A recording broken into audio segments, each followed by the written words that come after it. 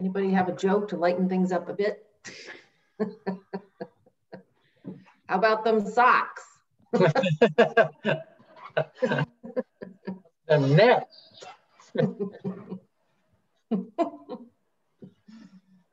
All right there. Amanda, did you send that out yet? Yeah, you haven't gotten them? I don't know. Let me look here. Got them. Yeah, we got them. Okay, good. Great, super. Okay. If anyone didn't, just let me know and I'll forward them to you separately.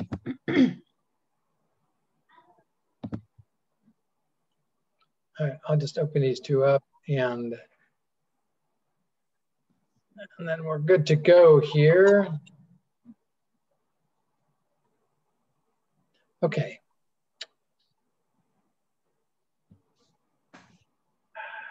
Share screen. Okay. So again, apologies a little bit. We got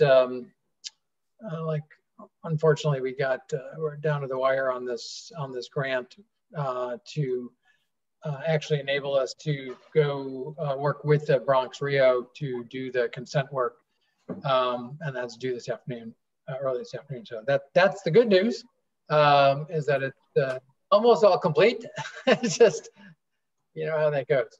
Good luck with it. Yeah, no, I think it'll be really obviously important for us to be able to continue the work and really put some teeth, proverbial teeth into it as well. So it's also, I might say, as other opportunities come along, as we look to try to expand the consent work, it should be a really good template along with some of the other documentation we've already produced for the Robert O. Johnson Foundation. We have grants out to a couple of other local New York foundations and then a national foundation. So the material for funding this should be pretty, it's 80% there. So if other opportunities develop, should be pretty quick business to move that along. It's great. Jennifer, are you on with us here? I think you are, right? Yeah, Jennifer's here. Hi, I'm here. Greetings and welcome. So what we had talked about, Adam was going to run this meeting, but he's got some final duties to make sure that what we submit is actually English, or too many errors on there. So we wanted to just do some quick welcome and just make sure everybody knows who's on the work group here, and then really talk about as operational as we can get in terms of what are we going to do moving forward on this. The scan here. So we propose that we think about organizing the team into maybe 3 groups, sort of a legal, a tech, and a best practices group. And then there's some specific tasks under each of those, literature review, interviews, writing, editing, and obviously we'll be managing, project managing all of it as much as we can involve folks in the actual sort of data gathering and stuff like that. That'll be helpful. And that will go into the deliverable for RWJF, hopefully in early August. And so we can review that part and then discuss and refine the project outline that a number of folks, including Chris, Brian, and others have kind of walked through in terms of what the table of contents would look like, and then hopefully do some team assignments as we go through with this. Feel free, as always, to jump in with questions or recommendations or thoughts on this as we go forward here. There are, I think everybody, except maybe Ed, you may be new to the group. So you may want to, I'm just trying to see who else is new to the group here that we would need to sort of introduce here. Ed, would you say a few words? Yeah, my name's Ed Daniels. I am a consultant with Point of Care Partners. The reason I'm on this call is because I've been helping the Interoperability Institute in Michigan stand up an e-consent collaborative, which is focusing on advanced care planning.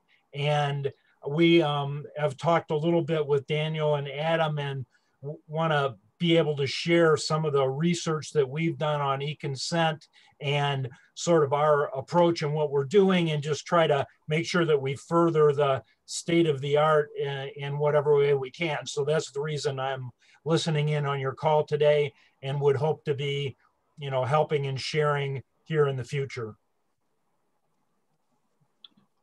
Thanks, Ed. That's great. When we learned that work from Mary Kratz had actually done the work, and you guys completed that. What was that, last year, sort of?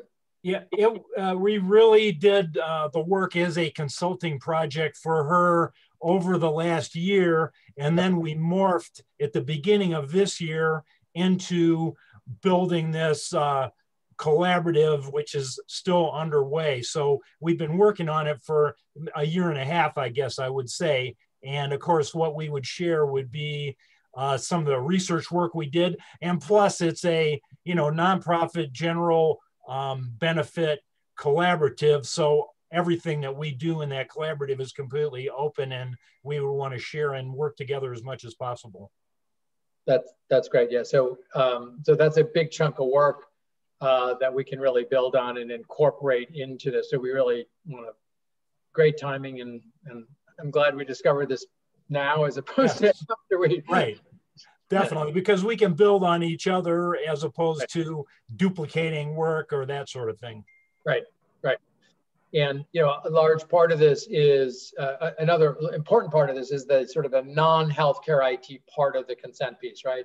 So if we can concentrate a little more effort on the social pieces, the justice pieces, and the education pieces, so much, and public health pieces, so much the better as we go forward on that. And there's certainly plenty to do on all of those for sure. Right, right. Because yeah, what you're implying and what I didn't say, but really our focus is 100% on the healthcare industry, and, you know, probably a little more, maybe a lot more narrowly scoped than the work that you're doing. So we can contribute that component of it. I don't mean that to by any means to say that it was totally comprehensive, but at least it was a good overview of what's happening in the country in the area of e-consent and advanced directives, which we consider to be a subset of e-consent.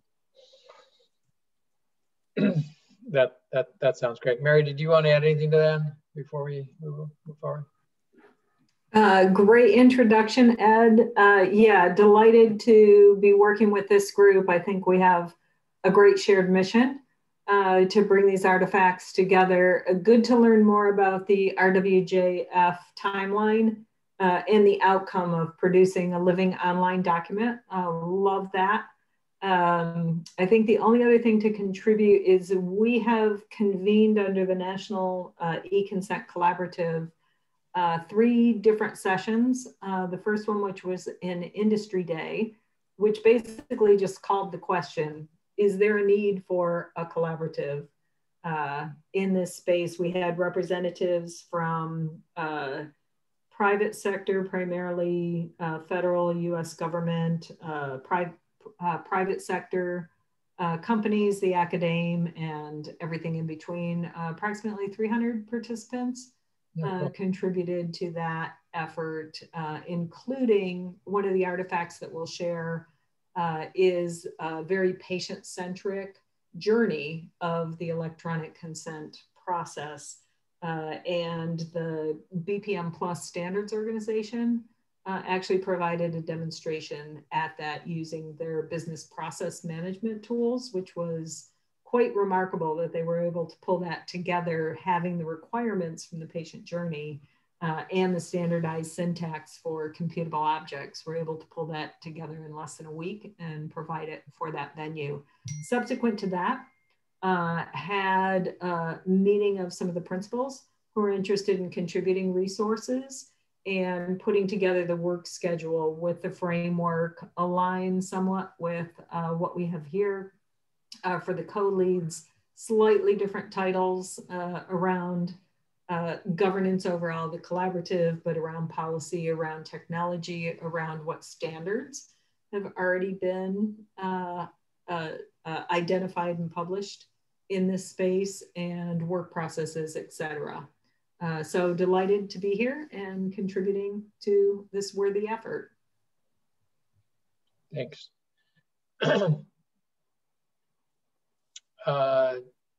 Dan, you asked a question, BPM.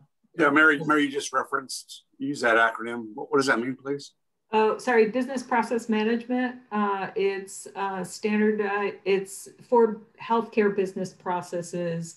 It's standardized under the object management group. Object management group of who? Sorry. Oh, the object management group is a business consortium. Oh, very good. Thank you.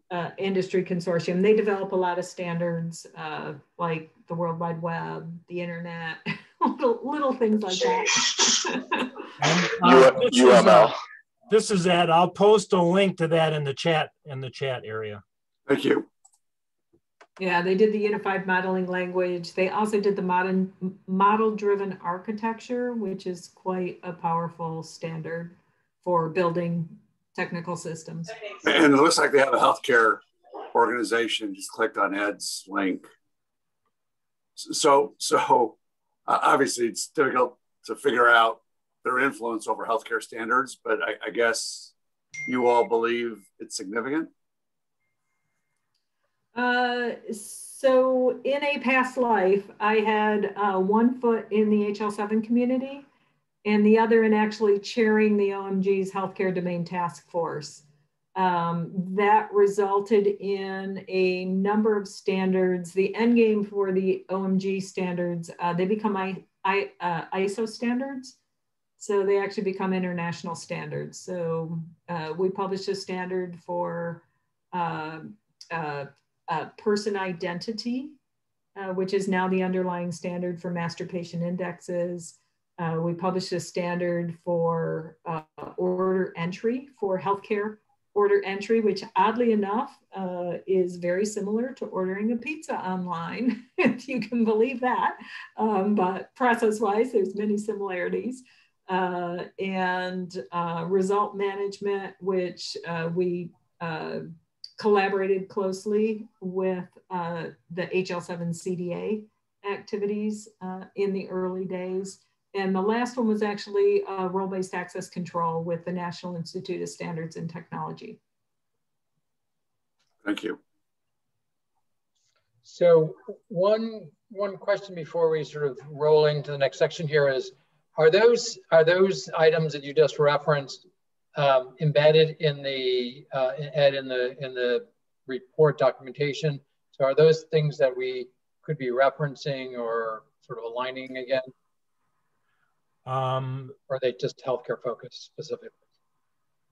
Well, if you're talking about, for example, Mary's workflow example, it was presented in the industry day that Mary referenced, and it is available. I'll send you a link about where you can get access to it, and we can fill in any blanks or details offline of this meeting, but more than happy to share that, to the extent that it was a part of that public meeting and also the people that created it. Okay, great.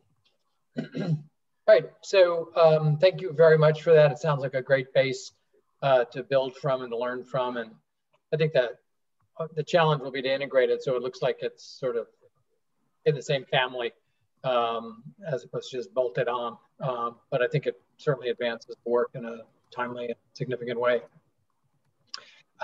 I think that we had set up next to talk about sort of the path forward. I think it might make sense to sort of flip that and look at the project outline at this point. I know Chris and others have spent some time, Ken and Michelle, sort of building sort of an outline, which we've been refining it a bit. So let me put that up as a sort of the working table of, I guess I call it table of contents here. So that we can sort of talk that through, since that's going to be, I think, the sort of the guiding effort, or that's going to be the guiding sort of agenda for what we're doing here. Can everybody see the table of contents here? Yeah, okay, great. So again, it's obviously an executive summary, establishing the project goals and objectives, an overview and background, key current systems, legal considerations, primary technologies that we know about so far, and then sort of summary and recommendations is sort of the meta headlines on this. Again, we may want to think about when we get to it, sort of how we organize it into either the health domains, social domains, other kinds of domains, or if it's more blended than that. I'm not professed how to do that. But Chris and Michelle and others, feel free to jump in here. We wanted to get fairly specific with the project goals and objectives, as you can read here. Maybe I'll just be quiet for a moment. People can sort of read through that again, and let's make sure we're in alignment with those goals and objectives.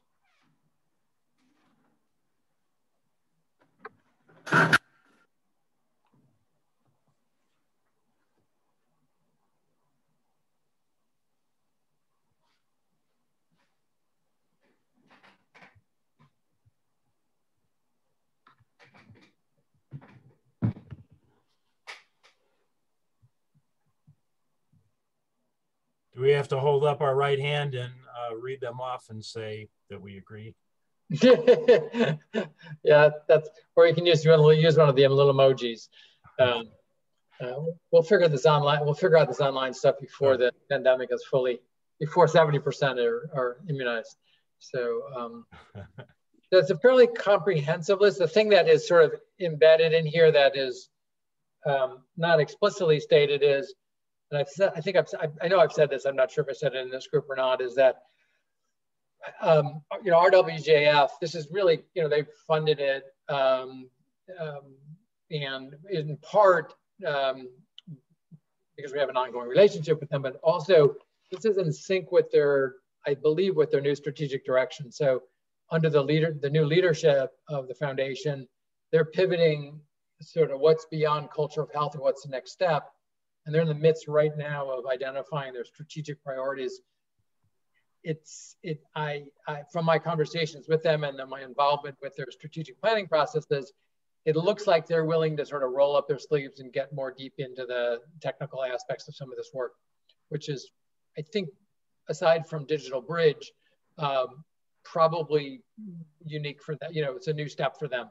So, and we know that they want to take action, at least what they've said, starting this summer, starting to make investments. So it's a timely, part of the reason why we chose to get it done quickly and in August is to make sure that there's a body of knowledge out there and is directing them towards this really important work around consent. So that's not explicitly stated here, but obviously a key component of it. Daniel? Yeah. Go ahead, Paul. The first bullet under project goals and objectives, I would just label that first one as goal and the subsequent ones as objectives. Oh, cool. So Daniel, when you or whoever wrote this references C2S, yep, you mean specifically the open source project Consent to Share and its various branches, or are you talking more generally about a consent services utility? Yeah, noun or verb. I think it does. It should be the utility, not the consent to share SAMHSA product. Because C2S is nice, San Diego's CDS is nice. We may find some others floating around out there in the process of doing the scan, but we shouldn't be making it our goal to specifically support that one particular implementation of a consent service utility. Yeah, I think that was probably shorthand that didn't mean to be identifying a particular product or process. So on the third bullet, kind of similar, while the Inc. community is an important community, I would tie it to, it was somewhere further down in the outline, but from the stakeholders on the healthcare side that we interviewed, I think making a correlation in the objectives, because there's a whole variety of different tangents and groups who have been doing really, really important work in this space. and perhaps for our objectives, while I like the idea of an on the ground implementation, does that exclude the work that Pulsed is doing? Does that exclude some of the EHR web portals that provide e-consent, referrals, et cetera, et cetera? So I think maybe doing a correlation up here with the objectives to some of the current systems. And I think the current systems list is perhaps needs some negotiation, isn't necessarily comprehensive. Some of the work we did on the healthcare side, we can provide a consolidated list with examples from those organizations that are interested, like the health plans. So we have Aunt Bertha, but we don't have Unite Us. We don't have AD Vault or the Vincas. We have United. We have Unite. United. The reference to Inc., Mary, I'm sorry, just to be clear on acronyms. Yes. What's Inc.? Oh, the integrating care for kids that is in that third bullet there, up in the objectives. So I think doing a corollary in selecting, perhaps for the objectives, provide information and context for current national activities, such as, and maybe make it generic and then have the bullet down below be more specific. So there's a whole host of groups that are working in policy, a whole host of groups that are working on services and applications, or is the focus of this just the service utility? Who's making strategic investments in this space? Where's the funding coming from? Where are the resources to be able to enable the infrastructure, directories, standards, of course? So Mary, this is Christine from New Jersey Inc. You know, I do want to not de-emphasize the very, very time sensitive need that Paul and I, you know, have for this work to move forward very specifically to the cross, you know, 8 defined cross domain, you know, work. So, you know, having this spelled out specifically as one objective of many, I think does make sense, because we have, as you said, there's lots of people who are, quote, implementing, you know, but this is a national initiative that is very, very heavily defined, more heavily defined by the moment. So I do think that there's value, and we are investing our dollars in getting this work done. So, you know, again, I'm not to discount any other efforts, but I think maybe there needs to be a parallel bullet that is more broad. I don't know, Daniel, what you think about that. Let me see if I can articulate. Yeah, I think, you know, there's very much an implementation frame on all this work around consent that I think is attractive both to the foundation community and to the federal partners we're talking with. Is we're going to go do this somewhere, and the somewheres are at least New Jersey and New York, maybe other places as well. And again, given, you know, time and resources, we do have some constraints on how broad, how deep we can go on this. So I don't want to promise, you know, something that we're not going to be able to accomplish into the depth and the, you know, as comprehensive as we would all like. But on the other hand, I do want to make sure we're not leaving out, you know, even if it's considerations for, you know, the work, you know, phase 2 of this or an add-on could incorporate X, Y, or Z. So I think we want to make sure that we're defining what it is we're trying to do, sort of pointing to what else needs to be added to it. And so, Mary, I think that if there's a way, I guess that maybe, you know, sort of identifying best and promising practices, highlighting ones that seem most scalable and replicable. If there's some other language in here that we think is important, we certainly, you know, we want to reference the larger picture. Right. So the question is, for the Inc. program, we have consent utility in quotes, but Christine, isn't that focused around the behavioral health and the CFR Part 40? the 42 Part 2 requirement? When I shake my head no, I don't mean no that it's not. I just mean that that is one tiny component. Okay. Our bigger issues, quite honestly, are around child welfare and education. You know, this goes so far beyond medical care, including behavioral health medical care. Right. So where do we put, on the healthcare side again, there is a whole thrust with the palliative care community, right? Particularly around advanced care plans. Right. In or out? Is that an objective that this article should cover or not?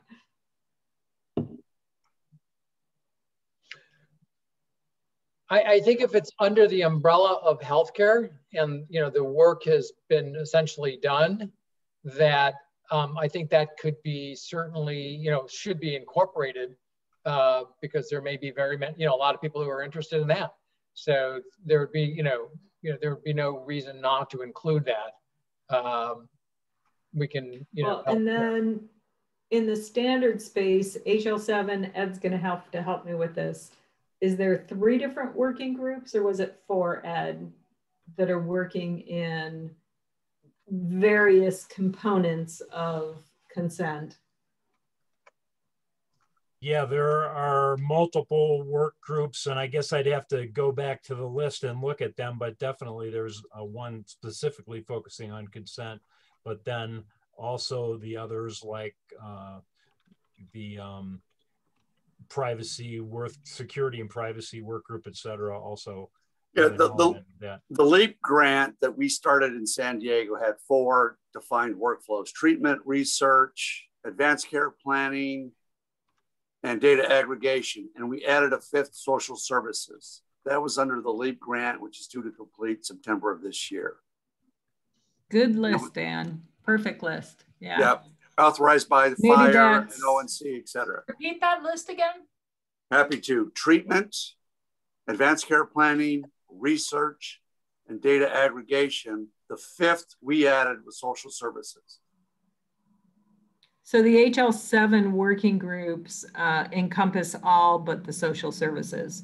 Right. This was the fire. But the SDOH gravity activity is trying to tread into that space. They're just not mature.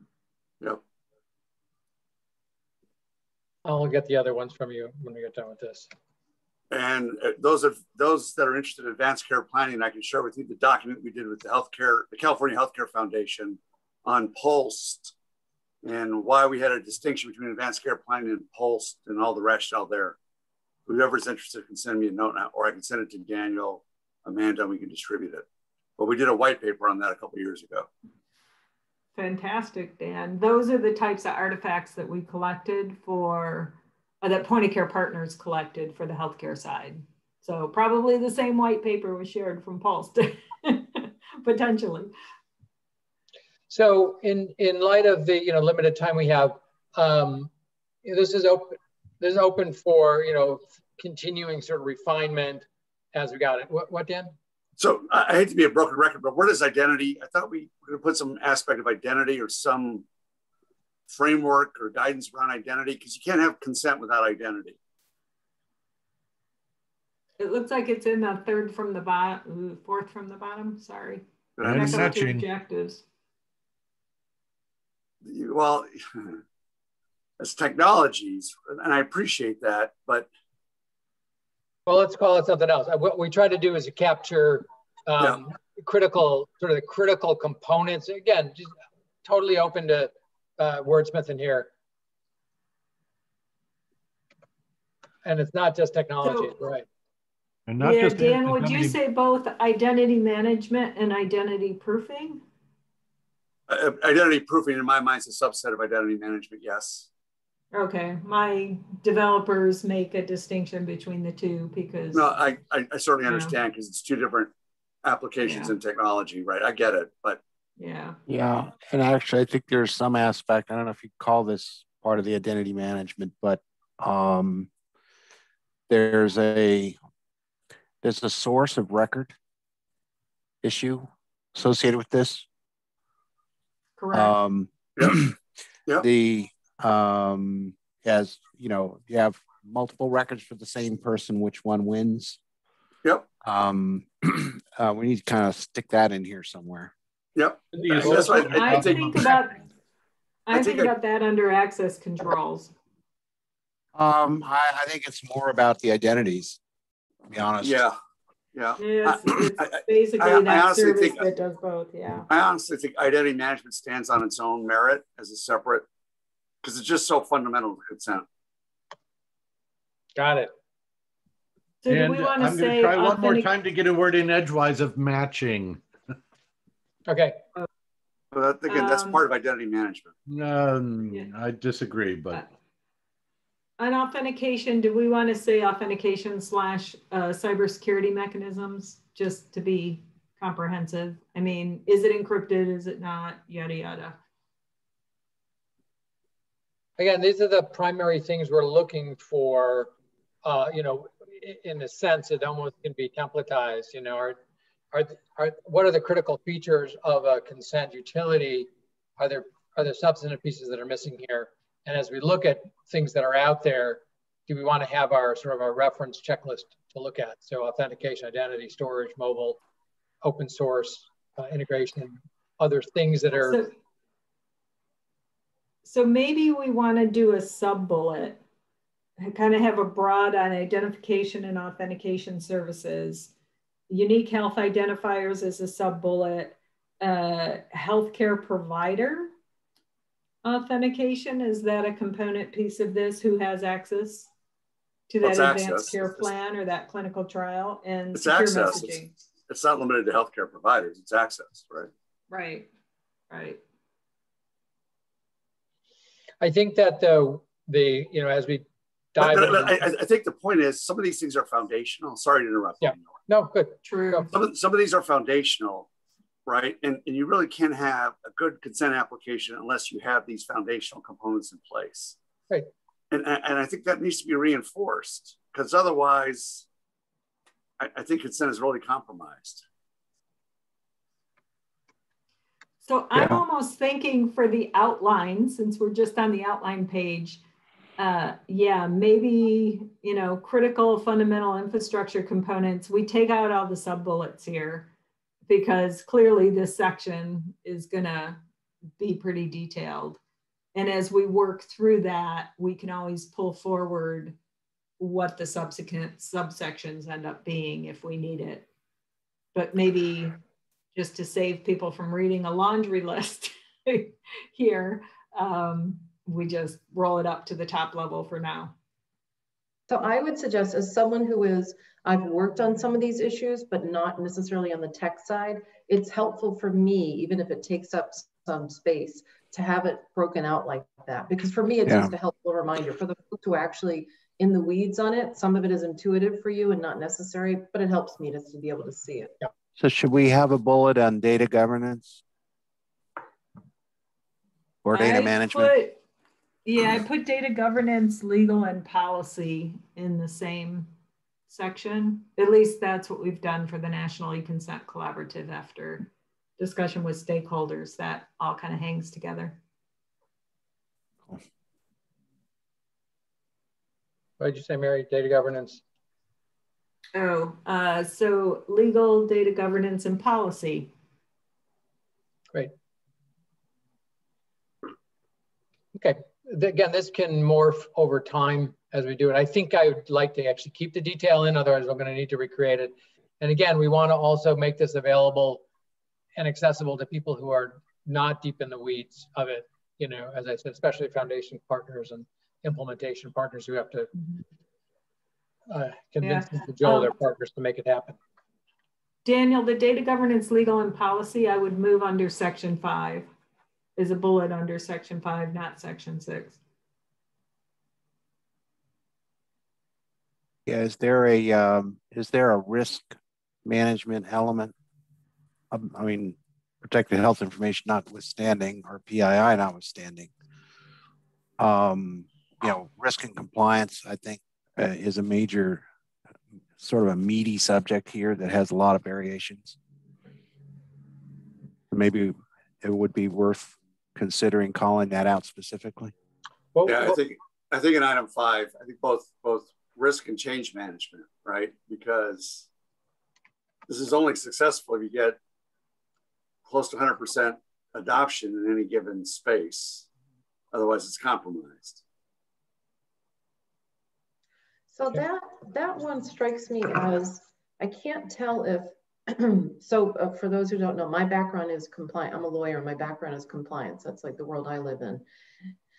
It feels like risk and change management seems more of a,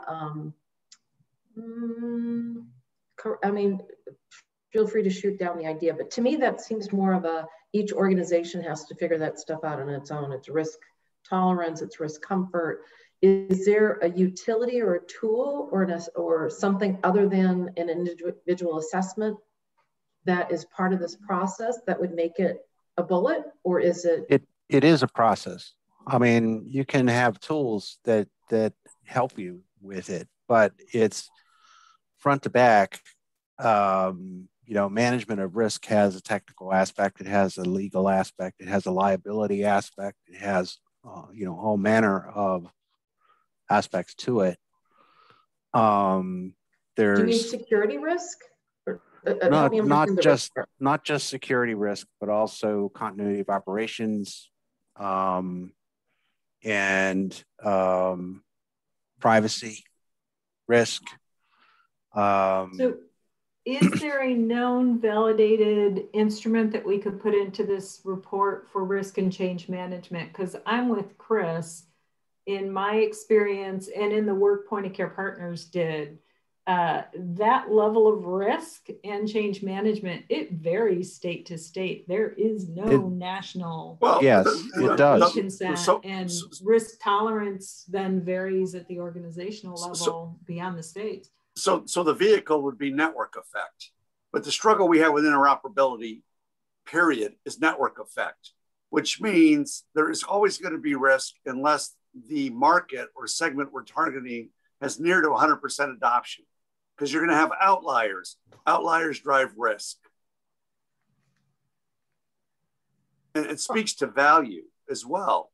The most value we can do when we implement interoperability mechanisms is close to 100% adoption in a workflow.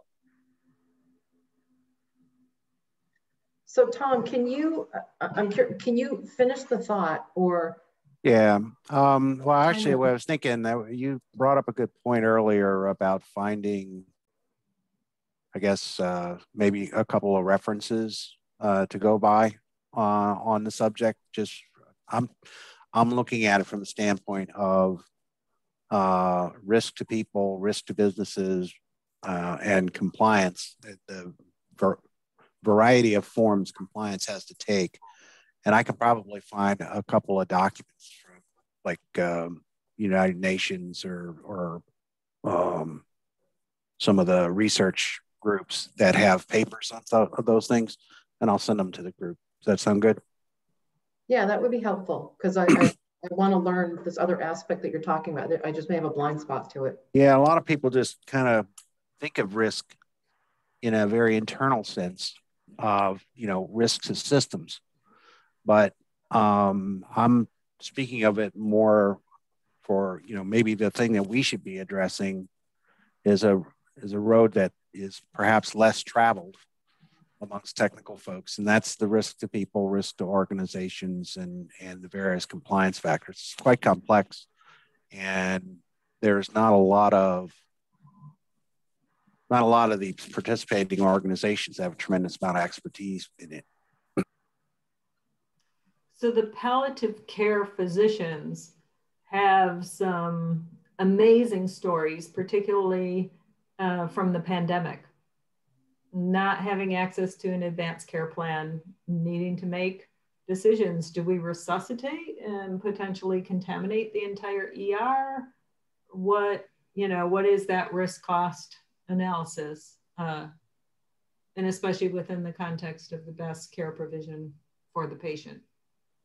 There's some very interesting experiences there. So I don't want to be a contrarian, That's never a good start. But I know when we've been talking about the project, I've not heard us talking about advanced care directives in the care coordination process that we've been talking about. And this may be kind of myopic because of the work that I've been doing in New Hampshire on really trying to break down barriers between primary care and behavioral health and social service organizations that address social determinants, like that whole world. If the perspective of Inc. is maybe a little closer to that, it seems like the advanced directives, while I don't want to leave it behind, feels almost like a subset of the consent, that a partner that we would want to make sure their information can be included in the whole system and have consent be a part of it. But to me, the advanced directive feels like a little bit of a, like this is the world we're working on and this is a related but smaller planet that's attached to it. So I would just, from my perspective, caution that we not get too far into the advanced directive in such a way that it impacts too much of the whole. But again, I don't know if that's a worldview or that's a universal thought in this project, but so I'm not against it. I just don't want us to pull too far. Yeah, there is value in looking at that as a pattern and considering it from the standpoint that, I mean, if our broader goal is coordination of care across domain settings, then, you know, especially the DNRs are an important element of that often goes unmet.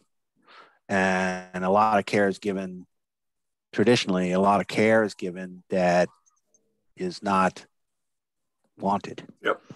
But we have to differentiate, and we're using lots of acronyms. Advanced care planning is different than DNR, that's different than PULSE and MOLS.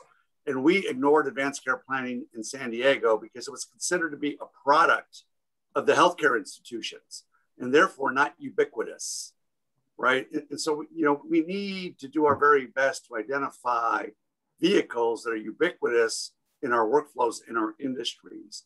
And that's why, and it's written up in that report I referenced earlier, why we did not attack advanced care planning, because it's considered a product line and reluctant to be shared by many institutions. So the advanced care plan, agreed, Dan, it's often embedded in the electronic health records. But interestingly, in the marketplace, there's now companies that are developing consumer applications to be able to register your advanced care plan.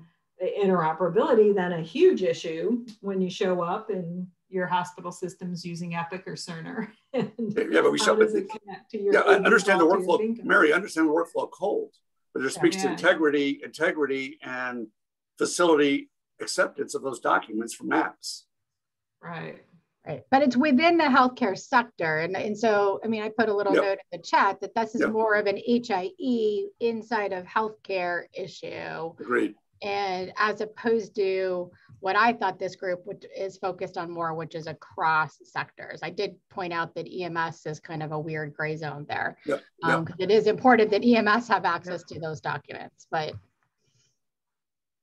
so let me sort of wrangle this back here for a second. And I'm sorry, I had a weird technical thing on my Word document. I thought it had get completely corrupted, but I had to shut it down and open it up again. So don't copy from the chat to a Word document. Beware. I just discovered incompatible. Talk about interoperability. We only have about 10 minutes left on this scheduled call. I think that, again, we want to make sure we're not boiling the ocean here, and that what we're trying to do is really provide almost a little catnip, I might say, to say, look, here's what we know today about the major consent activities that are going on. And we're fortunate enough to have a deep dive into the healthcare world that we're integrating into this. And we can debate, how much of that to include. It's a comprehensive report that's going to be way deeper than the other parts, but we want to be able to show the state of the world or the state of the state basically on where consent is showing up in other places that we can build from and that we can learn from. Because I think I don't believe there's a document that does that anywhere that we've found so far. So I just want to sort of, again, sort of constrain our expectations a little bit on how broad we're going to go. And again, you know, sort of remind us we're, again, focused on implementation. So what I'd like to do is, you know, what we put here on, and I do mean to cut off the conversation on the you know, whether DNR or advanced directives are in or out. I think we can debate that. I think the subgroup should think about that and see what it adds to the overall conversation discussion as it relates to, you know, the overall project goals here. There are obviously more things that could be added to this. This is an ongoing sort of table of contents we wanted to share. But for the current systems, and this is just the laundry list of what showed up, of things that we said, boy, if we only got these done, right, plus the work that you know, Ed and Mary have done, how sufficient would this be? Are we going to find a few more things? We're going to find a lot more things. Is this going to cover? Is this going to be Pareto? Is this going to cover 80% of what's out there? And there may be some other things that we don't know. I would add to Christine's point. I would add image trend, which is image trend, which is the market leader in EMS. Okay. Anything else that comes to mind right away from folks that's just missing from this? So is there any health plans in there? Again, on the health side, I assume, maybe incorrectly, that was going to be covered in the work that you've done with the partnership. Got it. Okay. Yep. So maybe I need to call that out specifically, Mary, just to make sure it's not lost in here. So, you know, sort of like. Well, and maybe we want to do sort of the key stakeholders or actors for the human services and the key healthcare actors to show sort of the cross matrix nature of e-consent. Okay. Oh, the other one is AHIP. Thoughts on that? Say more about, I know what they are, the American Health Insurance Plans, but say more about why. So the insurance plans are quite interested in the area of electronic consent, and specific to were a person's intended desires met or not. Yeah, if we're going that path, I would also add APSA, APHSA. Well, then we're gonna have to add everybody, ACAP, every association, because they're all interested in it. I think we're getting too involved in naming associations and actual plans. Maybe not. Okay. There was one other missing. Okay, so what I'd love to do here is, in terms of trying to make progress here, again, we'll put this up. I think what we can do is you can put this back on the hub. We can set up a specific sort of group for this, so we can at least have the documentation. Amanda, we can set that up specifically for the scan. It's a good place for, once you bookmark it, you can find it. I know some people have trouble finding stuff on there, but it's at least a place that's ready to go that provides access. As I said, these are, you know, this is at least a starting list that we want to look at and dive into and do interviews and stuff like that. What we're hoping to do, as I said earlier, that in a way to engage you in this work is to think about it in maybe three subgroups, and as a way to start to dive in and to think about sort of digesting what's involved and what we need to. I'm just going to pull this up again here. Sorry, and you sent to me that. Yeah. So the point is, what are, you know, how do we want to divide up this group so to bring the best thinking to the table? We thought there might be one way to slice and dice it would be to invite people to participate in right now one of three groups, which is sort of from a legal perspective, one from a technical perspective, and one from sort of a best practices. I don't know if that covers the range that well, but at least to bring people together to begin to focus on those components of the scan. Does that sound like a reasonable way? I want to be in Dan's group. Dan, I think we have a lot of shared experience. Does that make sense to folks as a way to organize your participation at this, at least as a next step? Makes sense to me. Okay. Yep. Okay. Anybody not or got a different perspective you want to voice now? Okay. Daniel, it makes sense to me, and by golly, I would be willing to help about legal one. Funny, you should ask. Funny. Thank you, Chris. Sign in. It's time to sign up, friends. You buy today, you get a free sink cleaner as well. Did she say lead or help, Daniel? I think that given given the reality of people's schedules, it's co-leading, and we'll take the responsibility for wrangling and writing and logistics and all those kinds of things. I know that everybody's busy with other stuff, so but co-leading means sort of encouraging and prodding and helping people along. So now's the time to give me your name, and I'm going to put it next to one of these things here. You want that from us right now, Daniel? So I want just put me down for the legal, please. Okay. And of course, put me down for tech. And throw me in for best practices. That's Tom. Bill. Bill, sorry. Put me down for wherever Mary goes. No, Bill's best practices. Okay, sorry. Okay. Dan, where do you want to go? Wherever Mary goes. Mary, where do you want to go? I don't know, Dan, do you want to do tech or best practices? I think. Let me suggest that I put you guys in tech, because the best practices are, let me just suggest that. Sure, that's good by me. Great.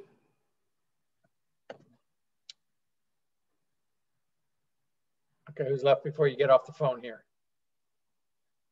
Paul Nelson, do you have a preference?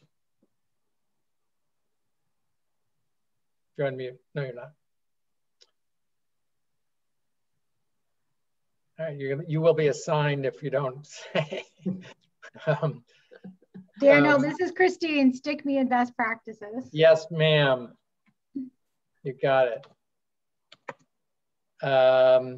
This is Michelle. I think I would probably serve best in best practices as well. I was going to suggest that.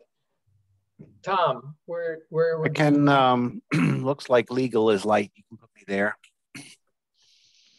That was you, Tom? Yeah. Okay. I also think that Jennifer Bernstein, she couldn't make it today. She's at the Network for Public Health Law, so we should have a good, solid legal group on that one. On the tech side, this is Ken, Daniel, and you can put me in best practices. Excellent. Thanks, Ken. And Jennifer, I know you're co-leading. You want to? Which one? I thought, let's see. I'm trying to remember which one. I mean, I'll do any of them anywhere I can tell you, but probably tech. Okay. So, Ed, are we going to be able to put your name by one of these? Feel comfortable being able to contribute some time? Yeah, that's up to what Mary wants me to do, since I'm not working for her. But certainly, we do need to follow through on the idea of sharing the work that Point of Care Partners did for Mary. So that's almost like a separate category.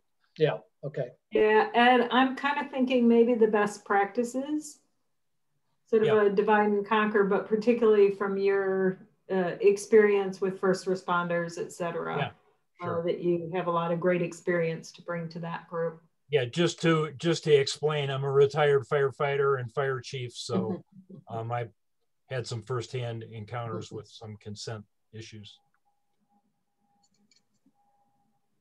Super. Or Ed, would you say lack of consent issues? Yeah, right. Okay, I think that everybody is spoken for here on the call, which is great. Thank you very much. Wouldn't require too much cajoling, which is good. What we'll do, I know there's a number of other people who could not make today's meeting. We will sort of follow up. I think we did record this, so we'll sort of circulate that around, add some other names to it. Sort of task to accomplish. I think what we'll do with the co-leads on this, we'll get together and sort of figure out exactly sort of what kind of the game plan would be and kind of direction how we want to head forward on this.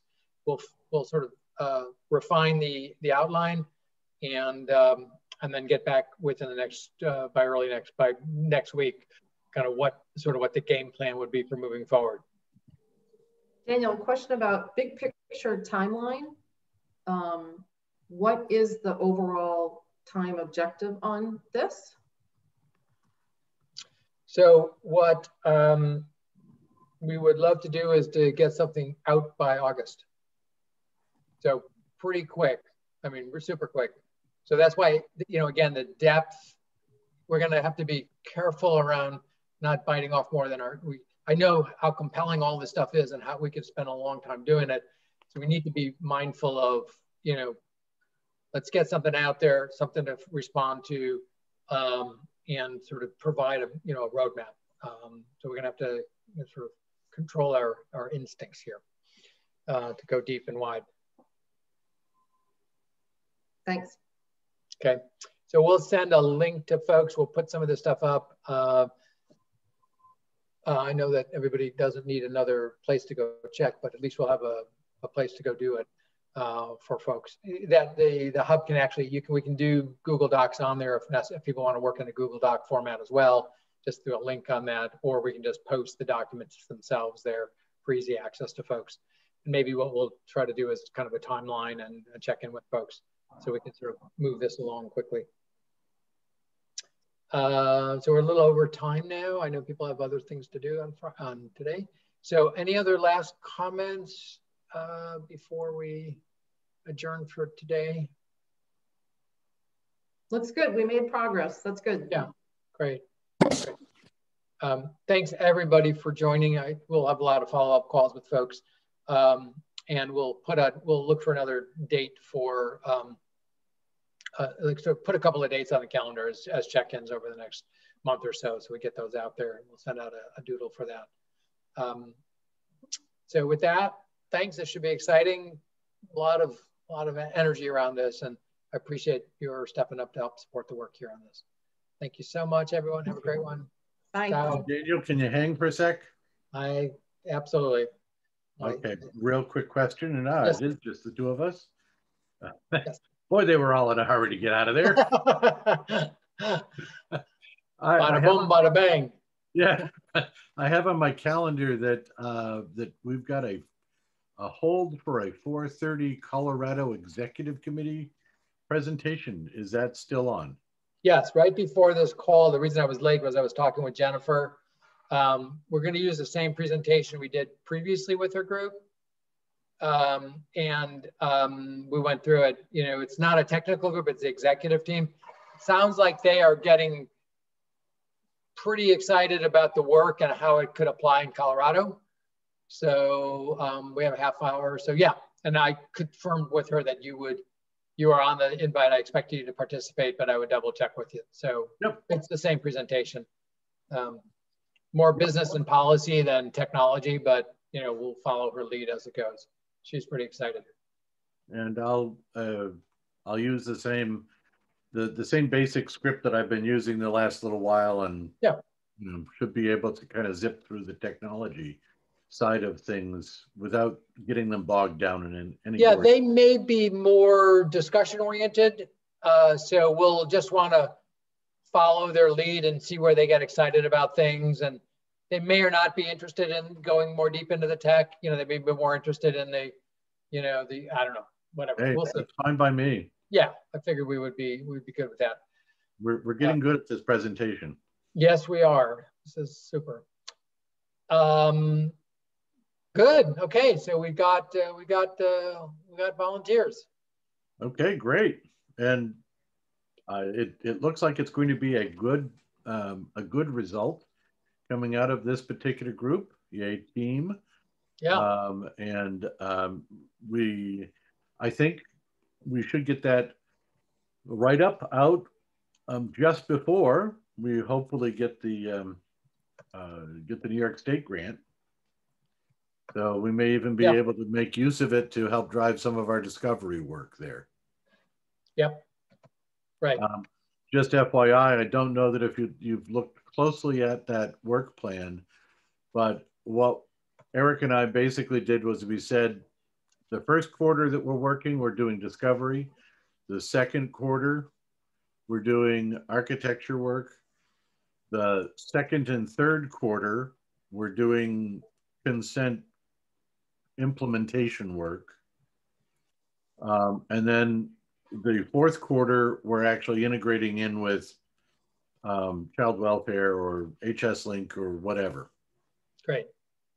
So, and we haven't broken it down into any finer granularity than, you know, a 3-month chunk. That looks perfect.